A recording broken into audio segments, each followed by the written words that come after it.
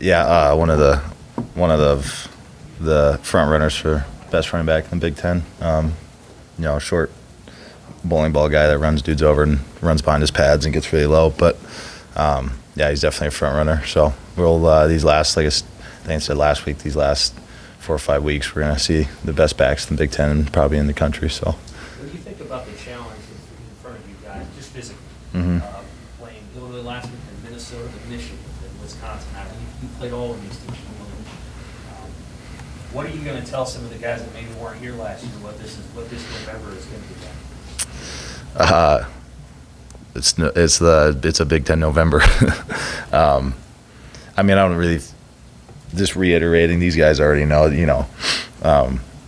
We've already been in some very physical games, and we're very physical, just in our own team. So the guys know the standard. They know the opponents we're playing. But like you said, just reiterating that, don't really have to tell anything new. Just reiterating how tough this November is going to be and how physical we need to be. What's the challenge in stopping Minnesota's offense that converts third downs like they do? I guess what's the challenge physically and mentally too when they're doing all these third and shorts? This has got to get them behind the sticks. Same thing with Illinois. They live in those 3rd and 3s, 3rd and 2s, 3rd and 4s. Getting those guys behind the sticks and having no gains or a negative gain in 1st and 2nd down, and kind of messing up their scheme, their tempo on offense, what they want to do, kind of getting them off script. That's our job up front to stop the really good running back, get them behind the sticks, get them to throw the ball and have 10 or more and be a QB. When a team like that's on roll, is that almost more demoralizing than giving up one big play when you're putting together 12, 13, 14 plays? For me, it's more in the sense of control. When a team starts gunning down a drive, there's things that are in your control that when you're a defensive lineman, you can talk to your guys and be like, hey, these next set of downs, take a breath, calm down, do your job, stay in your gap. Don't start getting nervous or anxious because these guys are starting to drive. One big play is kind of out of your control. It's usually a bomb or something like that. But no, like I said, once you got to get those guys off script. With Nick out this last week, how do you feel the communication was with those guys in the middle and just some of the other linebackers? They did a really good job. Reimer wore that hat really well, and Mickey was telling him all week to be a bigger voice out there. And he's going to play a lot of snaps. He's going to have to know a lot and help Ernie and Vol when they're out there. And those guys that rotated back there did a great job. I don't think there's even one miscommunication. It might have been 1 or 2, but that's for 70 or 80 snaps. That's phenomenal. So those guys stepped up big time. Did a great job.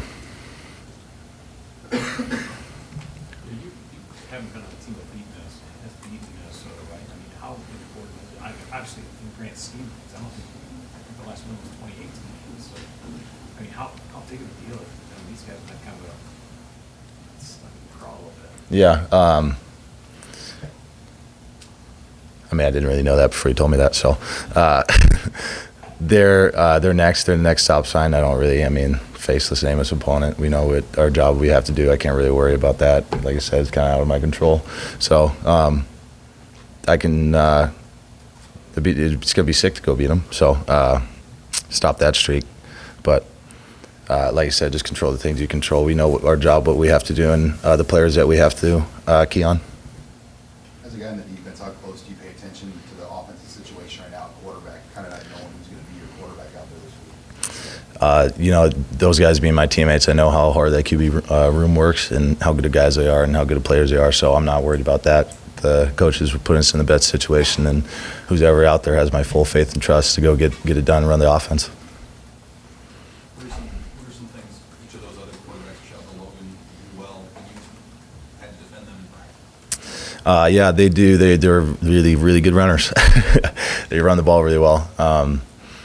Chubb was a little, gunslinger, and Logan does a good job with the experience of knowing the offense, of what to do. Chubb is being the new guy in the new system. So, but both of them are phenomenal quarterbacks, and they'll do a good job. And whoever they choose, like I said, they're going to do a great job. So. How do you feel like Coach Joseph has navigated you guys through these ups and downs of the season, and how much do you feel like, being a defensive player, you've gotten to know him much better since he's taken over? Yeah, I can't. He's done probably the best job anybody could do in the situation that he was put in, especially we have been put in. He quickly found out how much he actually, he cares about us through going through all this, stuff behind the scenes that you guys don't see. But he's done probably the best job anybody else could do, and I can't thank him enough for it. He's put us in the best situations. He's talked to us. He's managed us. He's really been there for everybody on the team for whatever they need going through this roller coaster. So he's done a phenomenal job. I think you said that the coaches are approaching each other, trying to talk to him after every play and sort of build up his confidence. How have you seen him progress in that regard with Chuba? Yeah, I would like to think Chubb is a pretty confident guy, but you start hearing it from other people. I'm sure you're kind of your hype man, trying to hype you up. But that guy has enough internal confidence that I wouldn't think he would need that. But I'm sure the support's awesome. But like I said, if he's the guy, he's going to do a great job. Full faith.